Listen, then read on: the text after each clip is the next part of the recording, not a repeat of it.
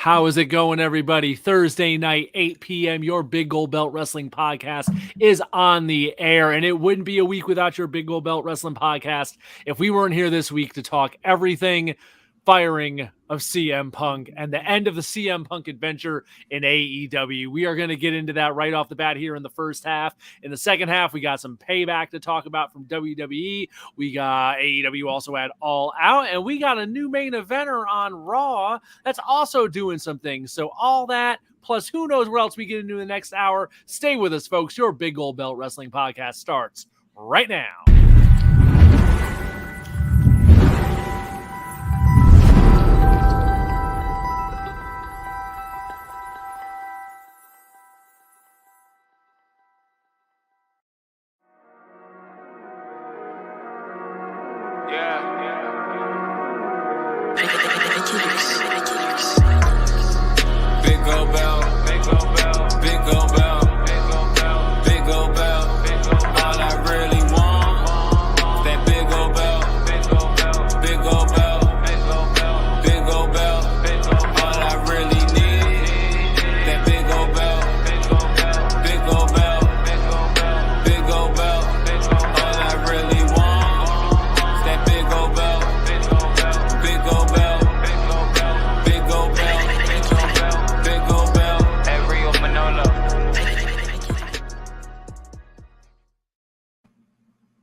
How is it going, everybody? Thursday nights, 8 p.m., your Big Gold Belt Wrestling Podcast is here.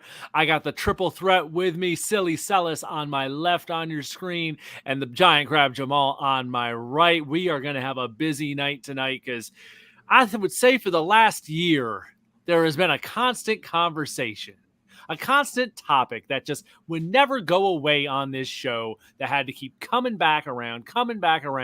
We've been talking forever about it.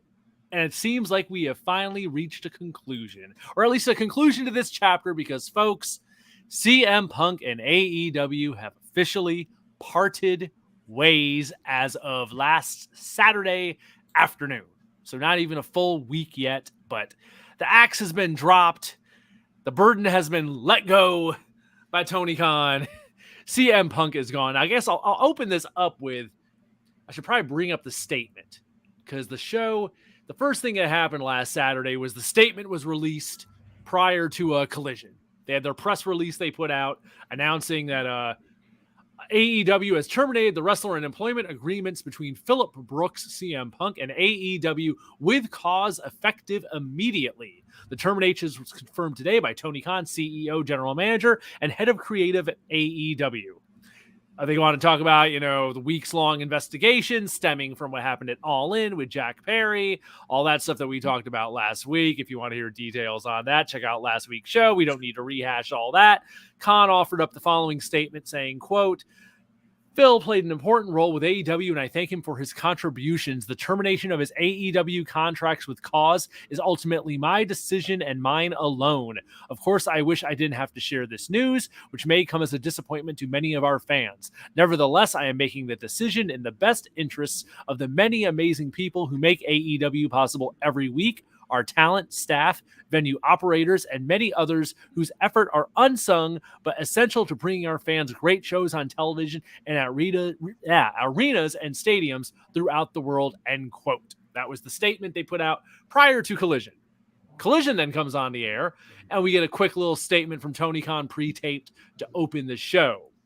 Most interesting part of that, I'm just going to skip to because he rehashed a lot of that stuff, but there was one passage of that caught a lot of people's attention. So I'm going to read that real quick, and then we'll start going around the room here with our thoughts on this whole situation. Quote from Tony Khan last week on Collision.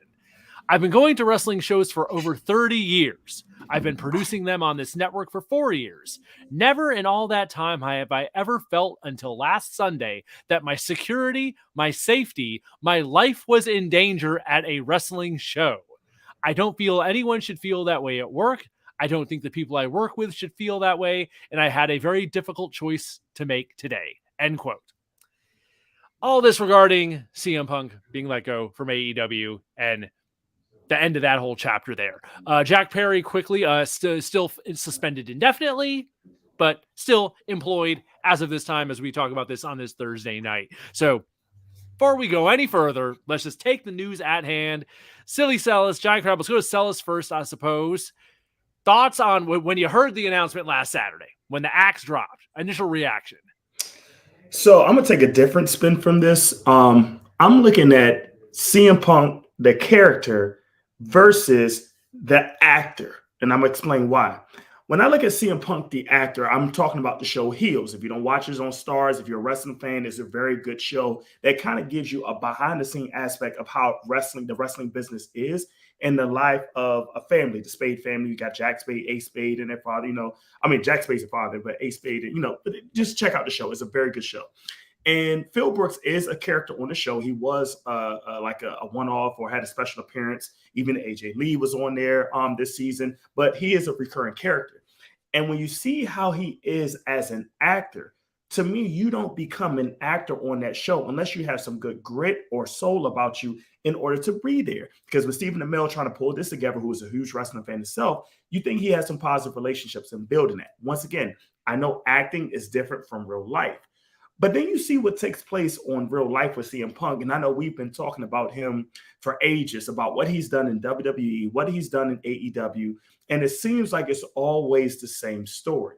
Now, was I surprised? No. But what it did for me this time, it kind of streamlined the whole aspect of his ice cream bar or his pipe bomb phase. And even TikTok has released a couple of videos where you saw that big promo between Triple H and CM Punk. It's like, okay, how much of that was a work and how much of that was a shoot because of who Phil Brooks is as a person? And it's at this point now, is as a businessman or as a leader of an organization, do you want to even bother with this man being in your business anymore? That was my final outcome of it. And I'm like, why do I even waste time? As talented he is, as over as he is, as a reaction as he gets, is this even worth taking time to be a part of your business even more? And I just feel it's not. And I just feel that at this point, this needs to be the last time that I think any wrestling or big time wrestling organization needs to talk about CM Punk. And unfortunately, we're probably going to see this story on Dark Side of the Ring in a future time period about what his whole life was as a wrestler. And that's what I'm kind of interested in, to see who's going to be able to tell the truth about who he is behind the scenes, regardless of how talented he is. Oh, okay. Now, Adrian Arco checking in already tonight with us. Good evening, fellas. Good luck to Mr. Brooks with his future endeavors. We know that's how it would be put elsewhere in many a case. Adrian, thanks for checking in and being with us here tonight on the Big Gold Belt Wrestling Podcast. All right, Giant Crab, I'm real curious to hear your take on all this drama that we had last Saturday. Well, a couple weeks ago, I asked the question, when is enough enough? Right. Now, and we learned when that win is. And it, of course, is interesting that, Jack Perry gets to be suspended. It's also interesting that Ace Steel gets fired today. It's also interesting that CM Punk is fired, and they keep saying with cause, from both his wrestler performer contract and his backstage contract. Mm-hmm. It's interesting how that happens. It's interesting that the Young Bucks get to do a literal victory lap in the ring after Collision.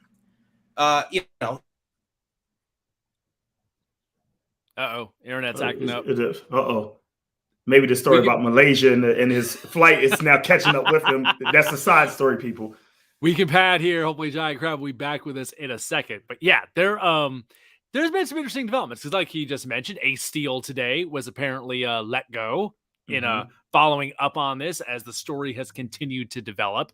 Jack Perry, like we mentioned, is still there, but suspended. And the with cause part is the key detail that keeps being repeated in this whole thing. It seems to be very interesting. Is what is the deal with he's been let go with cause?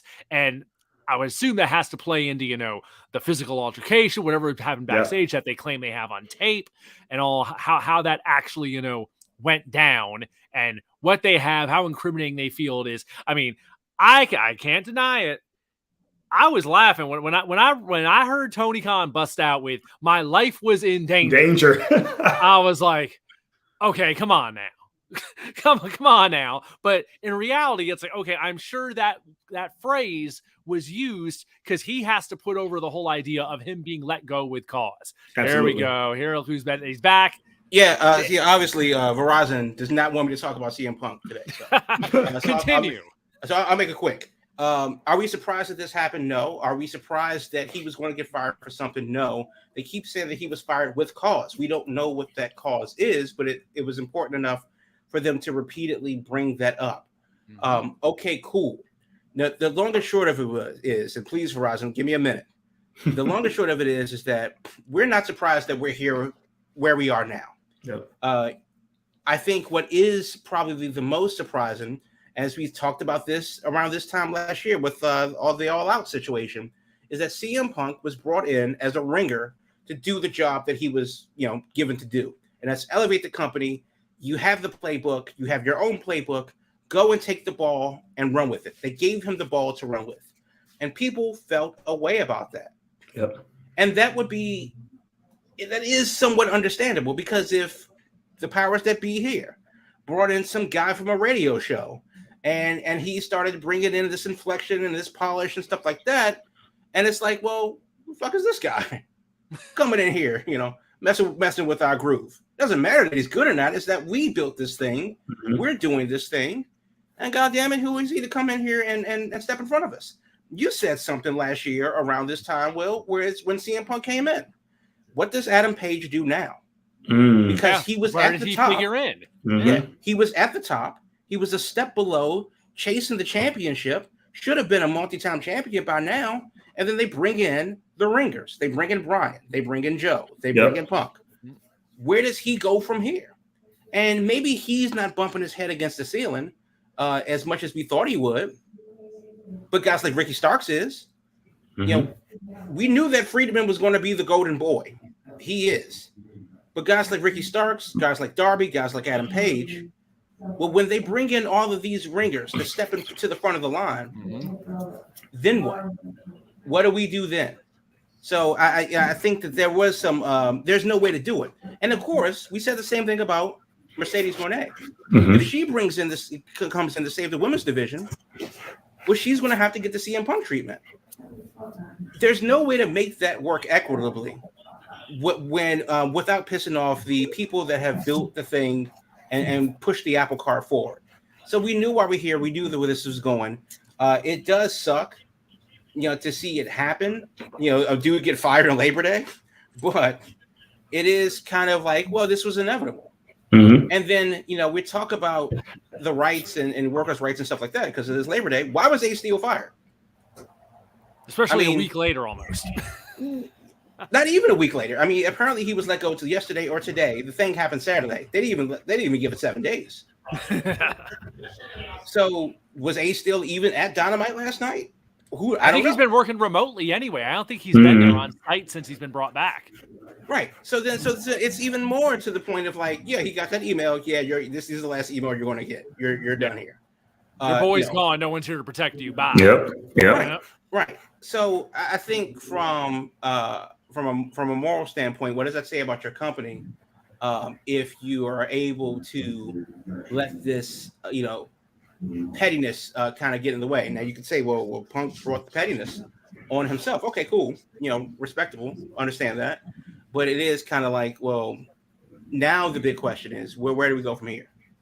They tried the Punk experiment, and this is another thing too. Do they do that again? Because they did it with Punk. Maybe there is a person in WWE that is big enough that doesn't have the loyalty contract, or Khan just gives them enough money. If they bring in Brock Lesnar, for example, does he get the CM Punk treatment? If they bring in Mercedes Moné, does she get the CM Punk treatment? If they bring in somebody that's more important than the entire AEW roster as it stands, how do we avoid this scenario from happening again? Because if you bring in Brock and you give him the championship, it's going to happen again. Yeah. And you're cornering yourself into that because you're trapping yourself that you're making one person be about the company, and your company won't grow in that, in my opinion. It won't grow with that. Absolutely. Because if you bring in a guy like Brock, for example, you're not going to have him in Brock versus Orange Cassidy for 6 months. No. No. I mean, people expect him to be inserted into a meaningful position if he's going to be that guy as a wrestler. Now, Brock's the trainer, nobody cares.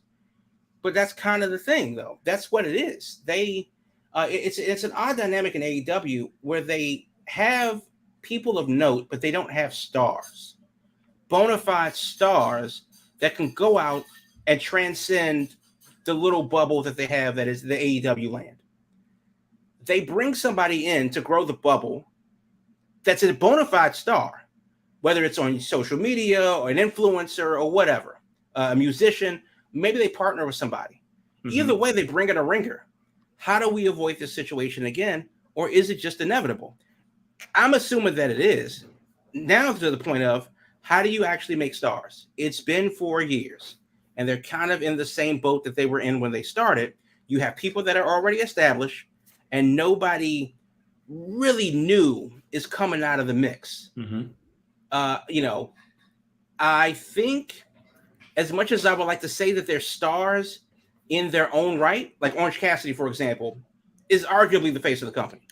I'm gonna talk about him in a minute when we. Yeah, and he should be, because over everybody, he hasn't been injured. He's been there. He's done everything that he could do. His character has evolved so much that it's not. He's not the same guy that when he started. Nope. He's a star. Yep. People love him. Yep. And he's embraced the character and grown the character, but we don't see him anywhere. He's a star within AEW. He's on AEW every week, and that's it. And that's it. Yeah. So that's what I'm talking about when I say a star. Orange Cassidy is a person of interest. He's a person of note. But I know that if I saw him on the street, I'd be like, oh, that guy looks like Orange Cassidy. But he's probably just every other blonde white guy in his mid-30s. Mm-hmm. But I think that he should be a star. He should not necessarily be in movies and video games and whatever, but he should be a star. His face should be everywhere. But your star doesn't have to do that. But it's been the perception of what you have to be now, though. Right, exactly. Because even college kids are signing NIL deals. Yeah. So, and that's what it is. Well, at least you just be seen at things. I mean, another name from there that we've mentioned a ton before was Jade Cargill. Exactly. And how she had, she's got the look, she's very unique, and she'd stand out on, on a red carpet or at any darn event. And how we joked about it in our group chat. WB, they're part of the Warner Brothers family and all this. Mm-hmm. Barbie movie comes out, the biggest damn movie of the summer. Who was on the red carpet at the Barbie movie from wrestling? No one from AEW. It was Liv Morgan. Right. And you would think there's no reason why Jade misses that premiere. Yeah, exactly. I mean, it's like it's a layup that you have Jade Cargill on that red carpet somewhere. Absolutely. And it didn't happen. So, right. So like, I guess to summarize, we people wonder how we got here. And I say that we got here because the CM Punk problem is a symptom of an AEW problem. Mm. They shouldn't have to bring in the ringer to build the company if you already have stars that are pushing the company forward. Guys like Darby, guys like Orange, guys like Swerve Strickland, mm-hmm. Guys like Adam Page should be the guys like Ricky Starks, Cobbs, Wardlow, Friedman should be stars within that company. They should physically be the face of the company and not just on the truck.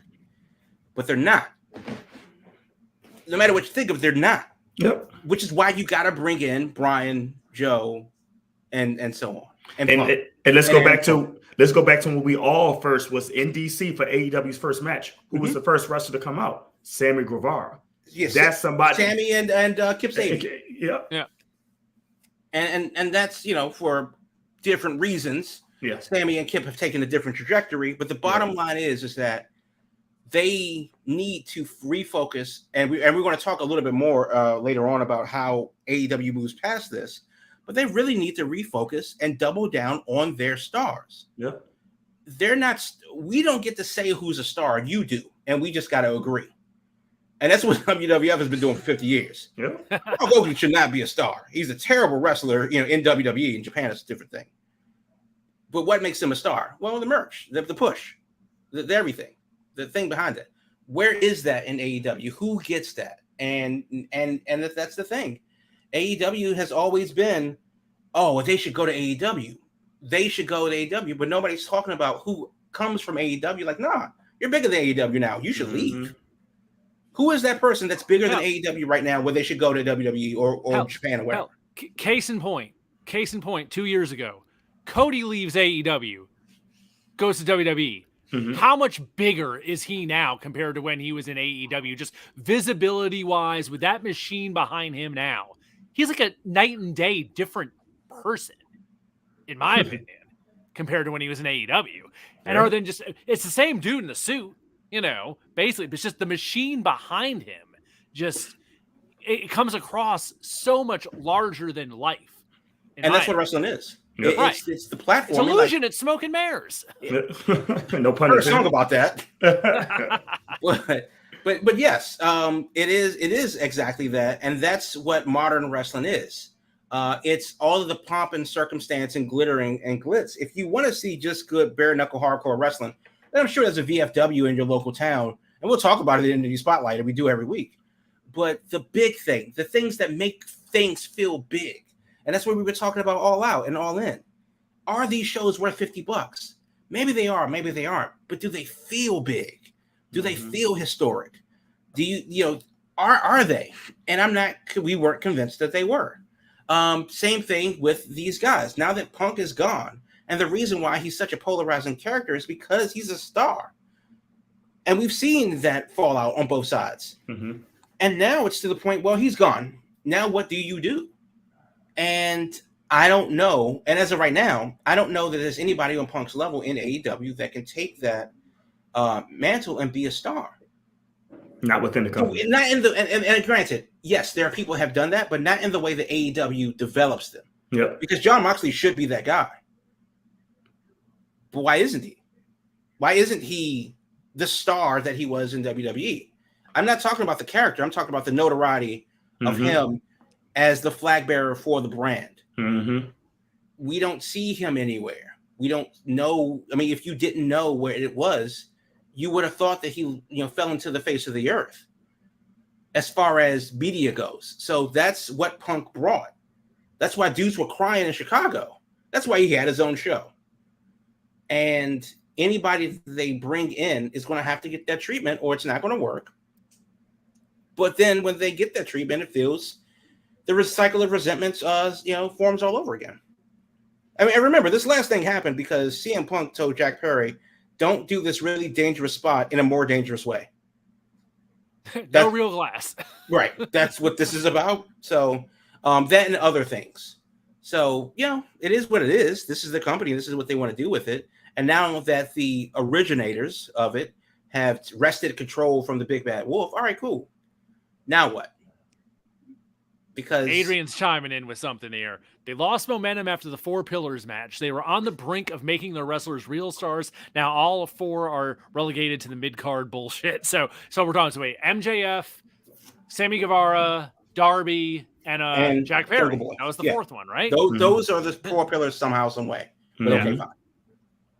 But yeah, I mean, that's what it is. I mean, and it's not that they lost momentum. It's just that they didn't, I don't want to say they didn't stop inventing. It's just that it became expected. We know what we're getting now. And we're talking about only guys, but then the women's division is the same thing. We knew that it was the Brit show. Okay, cool. We knew that, it was, and they did the same thing. They brought in Toni Storm. Okay, well, that's a little bit different because she left WWE in bad terms, was kind of pigeonholed a bit. Same thing with Ruby Soho. Okay, cool. But then they bring in Saraya. Why is she there? I mean, I'm not saying that she can't, wrestle and she's not a valuable talent, but they don't need her if they're trying to build stars. You don't need Saraya when you have Jade. We shouldn't be entertaining the thought of Monet coming in for more than a one-time thing at Forbidden Door because she has signed to New Japan because you have Athena. Like, what are you doing? And then they put, Athena on Ring of Honor and nobody knows this. Yeah, good point. So it's a lot of it where we're talking about for a company this with their fingers all on everything. I'm not going to say that they've solely brought the Punk problem onto themselves, but the situation is, and this is it is what it is. They are inviting the devil to stay with them because they can't do it alone, and they're too big of a company to not be able to go their own way and work the deal with Warner Brothers, work the media, integrate with Warner Brothers Discovery, and put some faces in some places. Damn it. And it's unfortunate that it is, what it is. This is a problem that Punk is a symptom of a problem that's been a thing for 3 years. The honeymoon phase has long been over. On top of that this whole thing lasted a year. We had one full year of this drama from last year at All Out to this year at All Out of the backstage. And he was hurt for most of that. Yeah, exactly. And hell, he was hurt before that. Right. He came back, and that's when we had Brawl Out last year. So right. It was allowed to fester and just go on like this. It's like behind the scenes systemically there's issues that really need to be addressed and cleaned. Are you sure? There's got to be some learning from this. I mean, every time we hear about an issue, the entire roster, even Penelope Ford, comes out of the Shadow Realm and says everything's fine, nothing to see here. Yeah, because we've heard that story. You don't know what you're talking about. You have no idea what you're talking about, and you're a hater and a racist. I mean, that's what we always hear, defending the sanctity of the locker room whenever some foolishness comes out or somebody shares their actual lived experience. They're wrong and a trash wrestler. How dare you? Which is it? Let's put a bow on the CM Punk part of this discussion with this. Elephant in the room, of course. Is CM Punk done with wrestling? Does he show up anywhere else? Of course, there's the big bad company up north that I'll say this. Hell, there's going to be a merger next week. Next Tuesday, supposedly, the merger with UFC is happening. So there's a lot of stuff in play right now. But hell, that might work in his favor. He has history with UFC. So you never know. That might come into play there too. But I would say this. The old man, he would absolutely bring him in. He 100% would, just on all this publicity and all that. And the only way I can see it happening is this. CM Punk shows up in WWE. He shows up essentially with a deal where it's like, you screw up one time, you're toast. But we'll give you that opportunity. We'll give you that, and we'll ride that for what it is. But with one screw up, you're gone. Outside of that, I don't know if he has the interest to do like New Japan or something, or I don't know if he's that interested in that he'd want to go somewhere else. Lord knows there was all the talk in the last couple of days about, Impact might be a landing place for CM Punk, or the NWA might be. And it's like, well, I'm sure they'd all love to have him, but they probably can't afford him. And I don't know if he'd have an interest in the platform. But my 2 cents. Celis, what do you think? Is Phil Brooks going to be rearing his head again somewhere, or is he going off to wrestle in stars exclusively? Now, again, I said if I was the leader, he should not touch any wrestling organization. However, I sincerely do believe that he will return to WWE, and I think it may be sooner than later. Just don't be surprised if you see something like a Survivor Series or Royal Rumble 2024 where he comes back. And that's where Survivor Series is, right? In Chicago. Yeah. In Chicago. So how did that work out so neatly like that? and I'll do, if you don't mind, I'll entertain the audience just like a minor booking. This wasn't my booking, just a minor booking. The person I know, good friend of mine, off-rack, he said, just imagine if Survivor Series, where it's in Chicago, right? You have CM Punk comes to the show as a fan, sitting in the audience as a ticket, and you just always, pin to him, but he doesn't do anything on Survivor Series. But like the next night on Monday, the intro, lights go off and everything, and here comes Phil Brooks with the CM Punk music in the middle of the ring, sitting in his promo formation, crisscross applesauce, and then he says, I'm back. It's just something that you could do in that scenario. But I think he will be back in WWE, even though I would be against it. All right, Crab. Is he done, or is he coming somewhere? Yeah, I don't think he lands in WWE really ever again. I don't think they need him. They're doing, as far as the work goes, the best work that they're doing in a long time, and I don't know what he adds for them. The reason why Punk could have worked on paper in AEW is because he's a big deal that could have added some weight to the AEW ecosystem, and that's what he was there to do. So I think he has to go to a less notable company and takes a bigger role. So maybe, because if he is the egomaniac that people say he is, maybe he does get in the NWA and completely Deion Sanders the whole thing and just remix it into his image. Maybe he gets into MLW and does something like that. Maybe he goes into WoW. I mean, like, it's not that he needs. Did he need wrestling?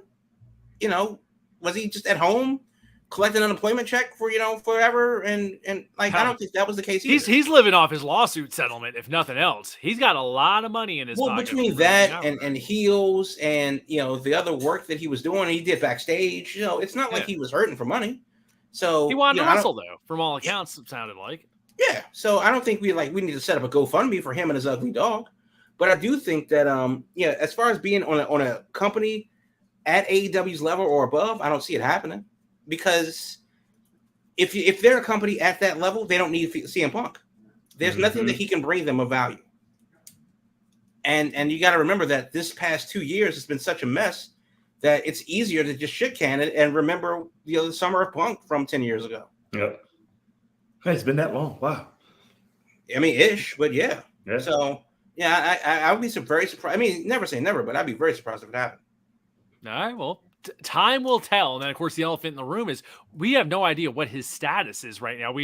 The firing with cause, I don't know if that includes like a non-compete or if he's just free and clear and could show up somewhere on Monday if he wanted to. I mean, who knows? Everything's been things have been very quiet on his side. And knowing him, I would imagine he has to have some lawyers looking at stuff. Well, I think that's why it took a week. I think that's why it took a week because the thing happened in London.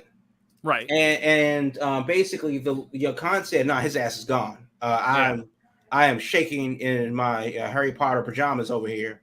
And I can't live like this. Okay.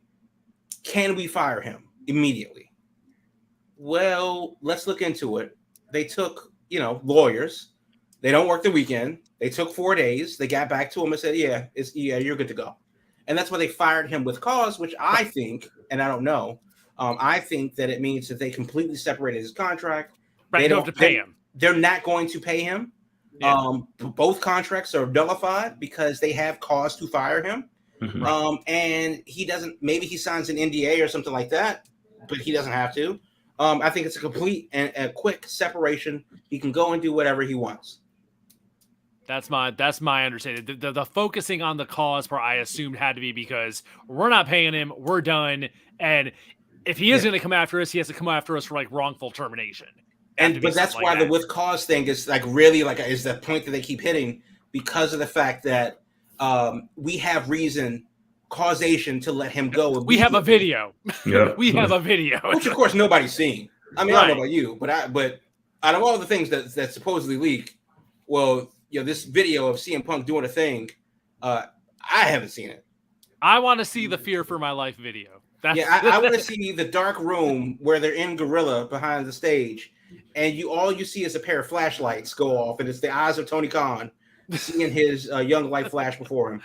My God. I want to see that moment. But either way, I do think that it's a complete separation. He's not getting paid anymore. They don't owe him any money. They're not going to backfill the rest of his contract. They're not going to NDA him so that he can sit at home and wait out his contract or nothing like that. His ass is done. They cut off his key card. He does not get his parking space. Get out.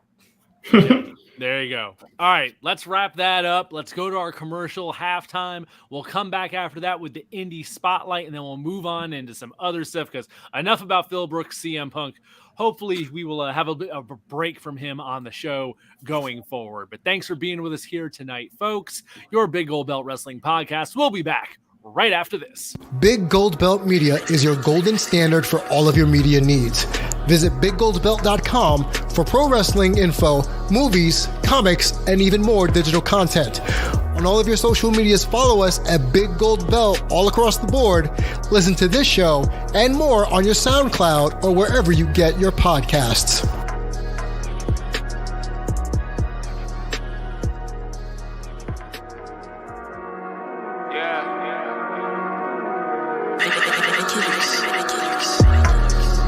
Big old belt.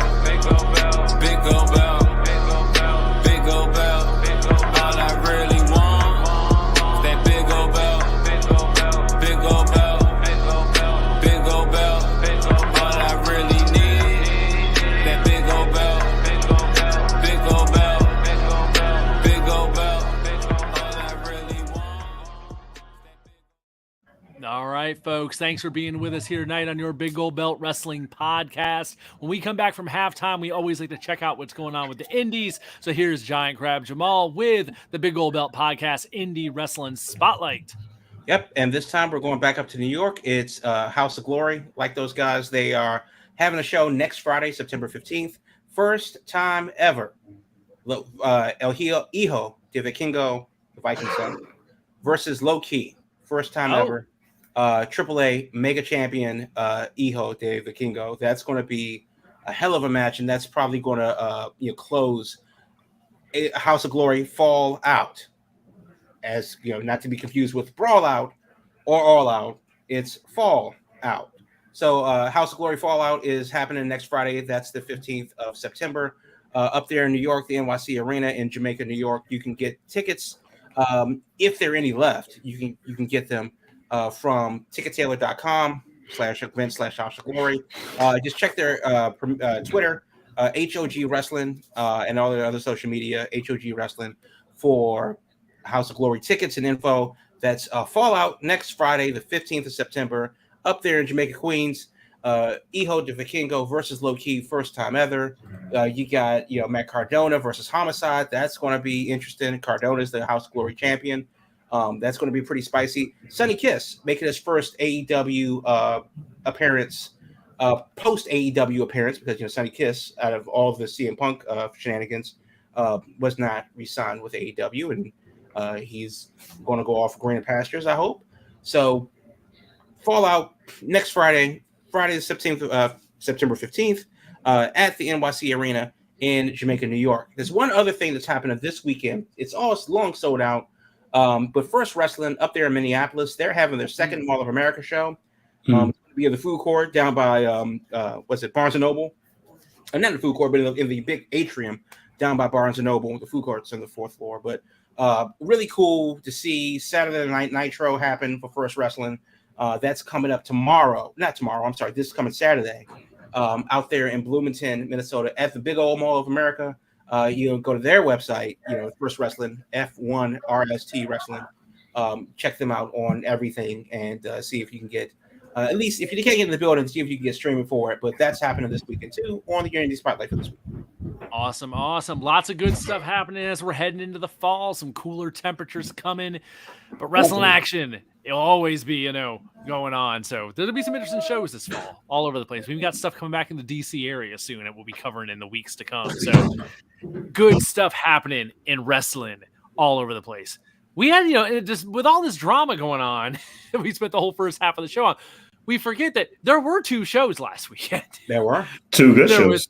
There was, the WWE had Payback on a Saturday night, and then the next day was All Out in Chicago. We had our double shows going on over Labor Day weekend, and we've been so busy talking about the backstage drama that we haven't talked any about the actual shows. So I did not see All Out. I was out with the family that day doing stuff, so I did not see the second AEW show, and that was partly also because, hell, the show at Wembley was the week before, and that was, of the 2 shows, I felt there was no comparison as far as which show felt like a bigger deal. So Wembley, I made a point of checking out. All Out, I very much felt like I can skip this one. I did see most of Payback. Payback was also, Labor Day weekend, like we were saying last week, is a busy weekend. So I managed to check out some of Payback. I thought the women's cage match to open the show between Becky and Trish. Fantastic. I always expected it to be good.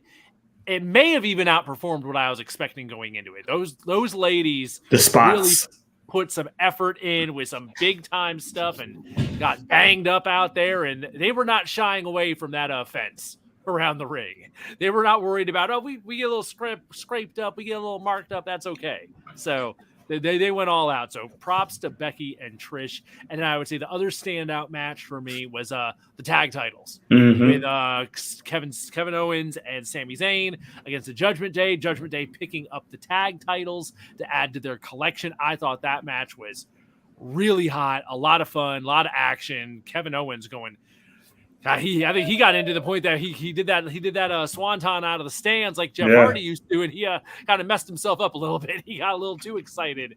He was having a good time out there. So those were the 2 standout matches for me. Celis, any other stuff that stood out for you on Payback last weekend? So I will say this: my prediction is or was coming true at Payback with the Judgment Day getting all of those titles. I really thought was this close. I thought Damian Priest was going to cash in at the end of that Shinsuke Seth Rollins match, but it didn't happen. But they're slowly turning, giving the Judgment Day all those titles. And when you saw them on Raw the following Monday, you just saw everybody had a belt of some sort in that stable. So that was awesome to see. But the thing that stood out for me, and we kind of talked about it earlier. I didn't see All Out, but I saw highlights of it. And I just want to take time to give, and once again, Crab kind of set it up earlier. Orange Cassidy is a star. Like, this guy is a main event performer. And I wish he was. When you think about building a gimmick to a full-blown character regardless who he's facing in the ring, it sells. Because what you thought about the little slow punches or the fake punches, you thought that was hilarious and everything. But he really turned that up to say, no, I'm really a wrestler and I'm going to be a good wrestler. And when you saw the match, at least from the highlight perspective, that he put on with Jon Moxley, I thought that was the greatest match of the weekend, in my opinion. And even though it wasn't your traditional match, it was, something that was very graphic and things of that nature. If you want color and stuff like that, so you're wrestling.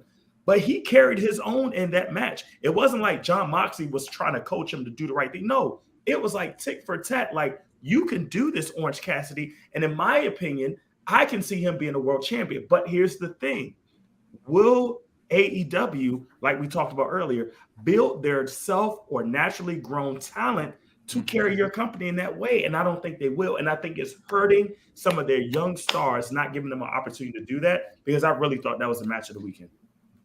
The fact that Orange Cassidy does not have a lifetime membership with Tropicana or Minute Maid. Oh my God. Yes. Orange Cassidy Field. Come on. Come on. Like, it should be Orange Cassidy at the Citrus Bowl every year. There you go. What are we actually doing here?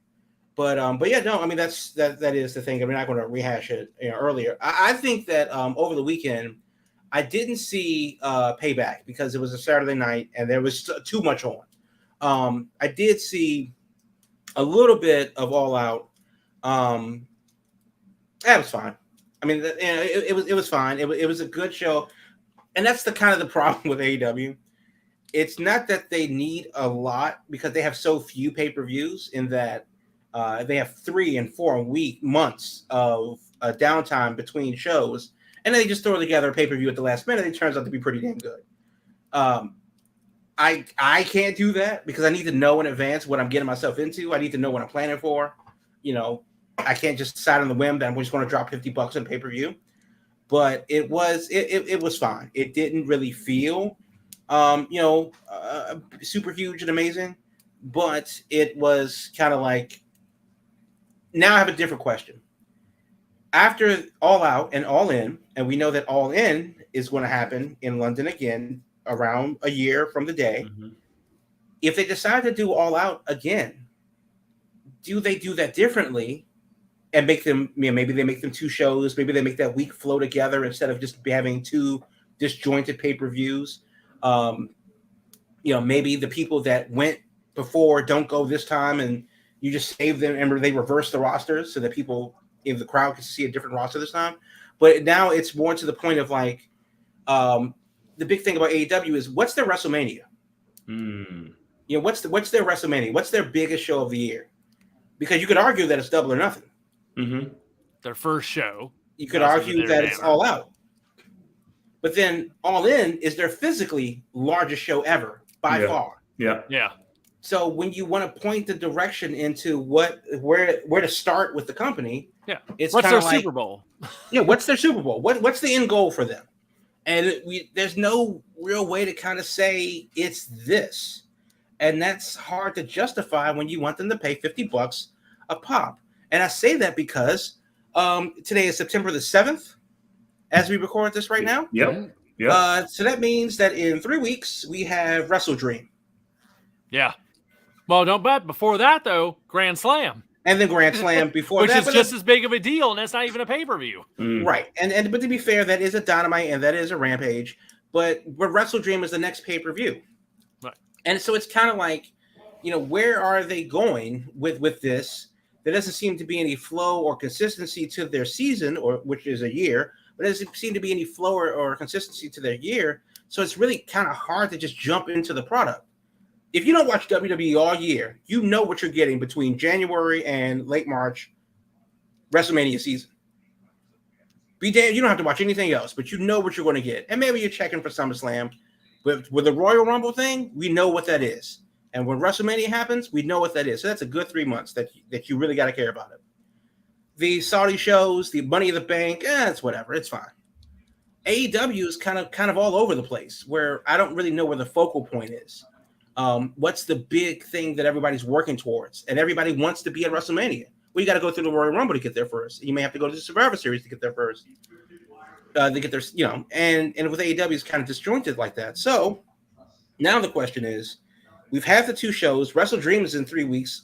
Grand Slam is in 2 weeks. It just seems to be a lot of things being thrown at you that are supposed to be idiously important. This is the biggest thing we've ever done. Well, is it? Everything can't be the most important thing. There has to be ups and there has to be downs. Right. There has to be some kind of letdown. For the thing. Okay, well, we've come off of WrestleMania. SummerSlam isn't in 2 weeks. It's in August. So we have a little lull, and then we'll ride it into Money in the Bank, and then we'll ride it into SummerSlam, and then it has to ebb and flow. It can't just be, well, what's the pay-per-view going to be? I don't know. Or we'll tell you next week. Well, when is it? The day after. As we've talked about this before, I think it's a lot easier to get away with that stuff if you're in a position like WWE, where all you're doing to sell your shows is, hey, we're on a subscription service. You're just throwing down money for Peacock. We're not even the one sole reason you got to be on here. You can be on here and watch your Law and Order reruns if you want to be on there for that. You can be on there for football and whatever nowadays, with the game going on tonight's on Peacock as we record this with Chiefs in Detroit. So it's not like they're selling that whole service just on WWE. But in AEW's case, you're asking people for $50 for a single show every time it comes around. And when you're in that position, I think you got to make a lot more effort in this day and age to get that going, and just be like, we'll figure out the show on, we got Dynamite the Wednesday before, we got Collision the night before the show. Between those 2 shows, we'll get the card out to you. And it's like, nah, for $50, that ain't going to cut it. Not for most people. Yeah. So I hope, and I guess the theme of the show has been really like a restructuring for AEW, kind of figure out what the direction is going to be, after that. And after the reign of terror that CM Punk has bestowed upon the company, now it's kind of like getting their ducks in a row and figuring out, what the path looks like going forward. And it's really, on the one hand, they do have a lot of things going for them, so it's hard to remember everything. I couldn't tell you what the pay-per-view was for Revolution back in February. I have no idea what that looked like. Feels like an eternity ago. 75 years ago. And then you roll into the summer, and we have basically a very busy June with the video game coming out, All Out being announced, and the shows, and everything like that. And now we're here, and then Wrestle Dreams comes out of nowhere for October, and Full Gear got announced for Los Angeles in November. So it's just hard to take a moment to kind of reset and reflect on what we are actually watching. It's just, well, that sucked. It's okay. We got another big thing coming. And I don't know how long they can be able to sustain that. What did you all think about the post All Out reactions from the Anthony Bowens and what's the other dude, John Silver, the members of their roster that took to the internet to be like, you all said this show wasn't going to be good, and AEW delivered, and like there was a whole lot of rah, we showed you after that show from the 2 of them, and I think some other people might have, but those are the 2 that I remember off the top of my head. And to me, it felt like a very odd tack to take. Whenever you're scolding your customers, that feels weird to me, and that's how it came across to a lot of people. They were like, we showed you. You all said the show wasn't going to be good, and AEW did it again. Yeah, I mean, that's kind of to my point, where it's just like they throw anything together, and then somehow it just works. But it does feel really weird to scold the customer where it's just like, fuck y'all. Don't insult your intelligence of your fan base. They know wrestling, but it's just the fact that, like you said, if you really want to build something, build it the right way. Just don't think, oh, we're just gonna put anything together and it's gonna work. And to be fair, though, it is the internet, and there are some absolute mollusks on the internet that are just saying anything to get any kind of reaction, any type of engagement on their paltry little, tout feeds. So, maybe that's more pointed to them, but it does kind of feel. It kind of feels like a not so gracious winner. Like, no, we put on a good show, and I want to dedicate this tweet to everybody that worked hard to bust their ass to put on a good show. And if you don't like us, then goddamn it, don't watch it. Yeah. Instead, it was, how dare you? You sons of bitches! We told y'all it was going to be good, and y'all sucked. I'm like, okay, well, I guess we sucked then. Now, here's another question coming out of all this: Collision was the CM Punk show. The show built around CM Punk was going to be him, the main guy of it. The Elite and those guys weren't going to be on it because, CM Punk could keep people away that he doesn't like. And we were going to have that separation of, the roster unofficially between Dynamite and Collision. Here's the big question now. Now that he's gone, he's out of there. College football's here. Fall is here. All kinds of stuff. UFC, WWE pay-per-views. Big video game releases. Yep. Big video game releases coming over the next month, October. Just, tons of stuff going on. But I think the big one is college football. College football is just white hot starting last weekend. What do you do with Collision? This would be the CM Punk. This would be the perfect opportunity to do one thing, but do it in multiple ways. We talked about earlier. We got MJF, once again, a purebred of AEW. We talked about Orange Cassidy, purebred of AEW. Build your purebreds as best as you can. Now, the competition is going to be stacked on the Saturday night. When you're thinking about your back, not just college football season, you got college kids want to go out now they're back in school. It's not a lot of people that's going to be inside watching TV on Saturday night during this time or during the fall. But you got to build something that's your own and make it different. Hell, you might want to bring some of these ROH people up to see, hey, this is why we're building ROH. Let's connect it somehow to Collision to see what we can bring up. But you got to naturally build who you are as AEW. Get back to what you need to do and build your product. And to that point, I'll add that we need a reason to watch Collision. We need a reason to watch Rampage. Those shows kind of need an identity other than just, it's just more of Dynamite. And that's also a thing, too. You do have these stars. And you keep, and you hear, like, I think it was one of the Jacksons, sent out a thing on Instagram thanking people for making AEW what it is. And one of the things he said, and I forget who he was talking about, he says, like, well, this guy never fails. Every time we call him, he's right there. And I forget who it was. And it wasn't Orange Cassidy, but I forget who it was. Well, if you only ask one guy to work and he says yes every time, does that make him an MVP? Or does that mean that you don't have anybody else you can count on? Yeah. Have you given anyone else the chance? Right. Like, that's kind of a thing. How will we know how, complete the roster is if we only see them in this capacity to not grow on the shows? Yeah. Saraya and Emi Sakura have been trading barbs at each other, which is probably going to lead to some type of feud and then, title match or whatever. And that's fine. I mean, cool. It's been a long time coming for Emi. Why haven't we seen these things before, since they have 5 hours of content to fill on TV? Yep. Why do we only have 2 or 3 women's matches throughout the week? Like, these are some of the fixes that we've been asking for the past 3-ish years. And I give you the first year because the honeymoon phase. Yep. But now we know what it is. We need more women. We need different stories. We need a reason to watch.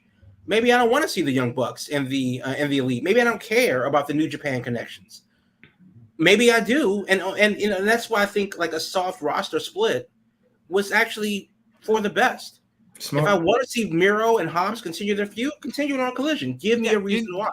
You need some hook to make Collision different. That's for sure. That was the right idea there. Our boy Adrian coming in with just make Collision an ROH show, sneak the roster in and blend them with the AEW roster who need more reps.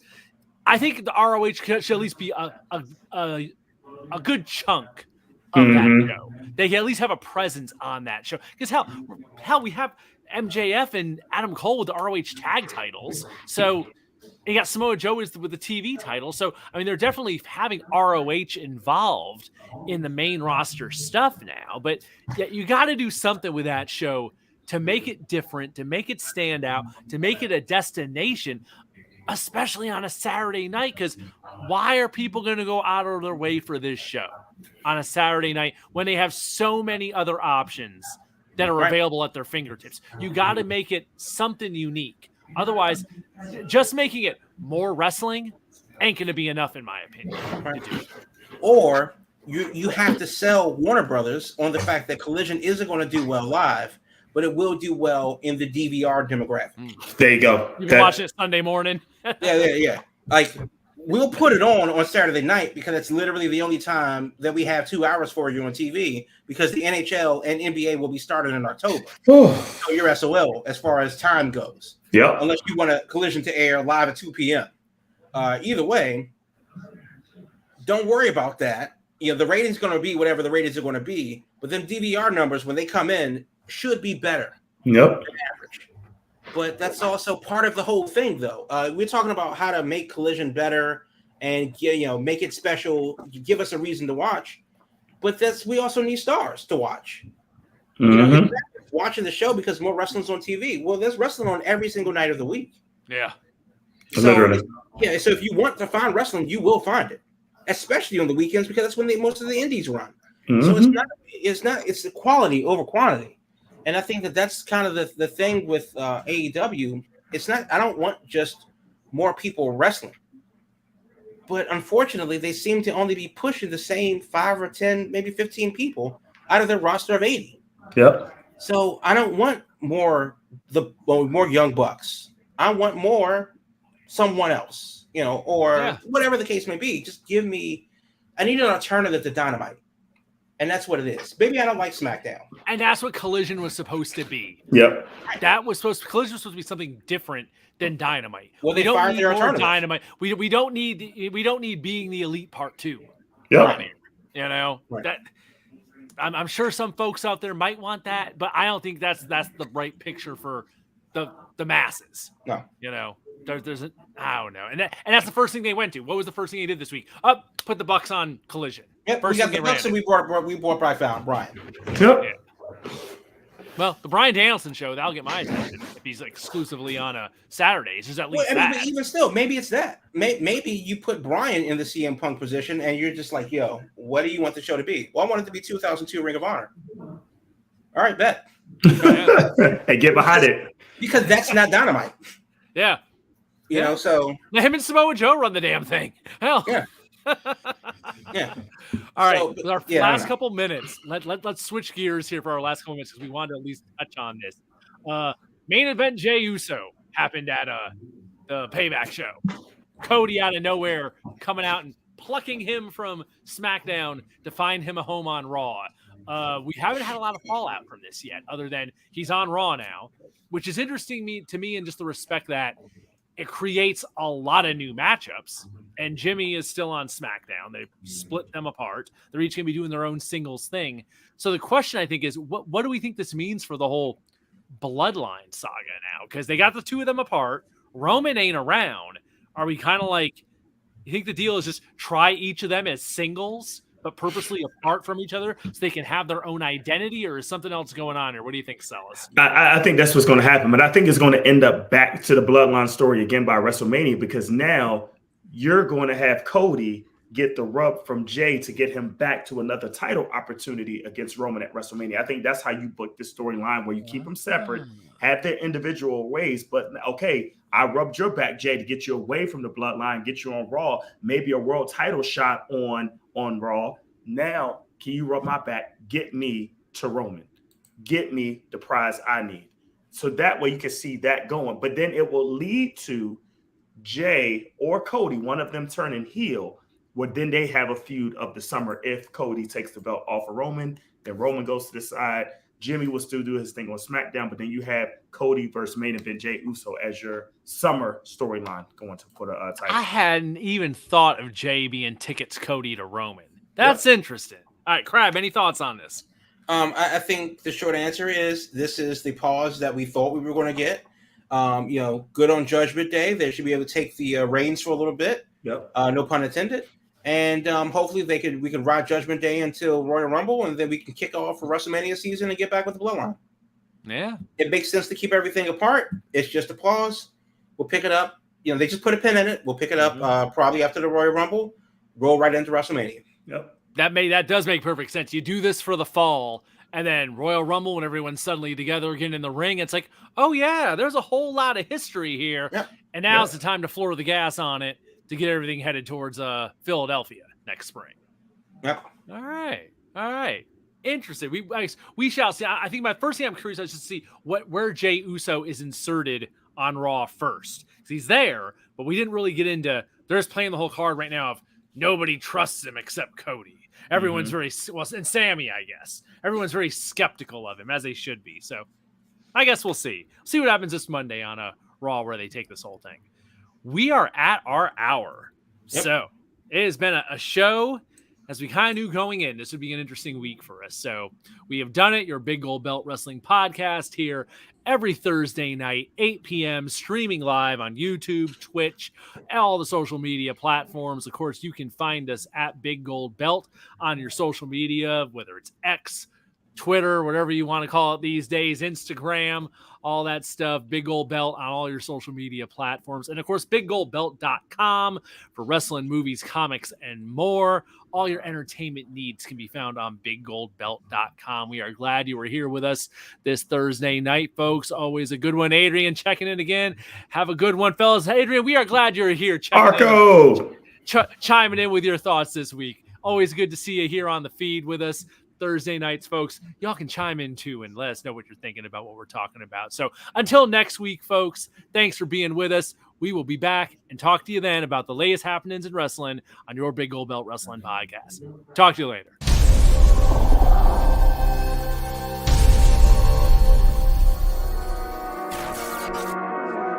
Thank you.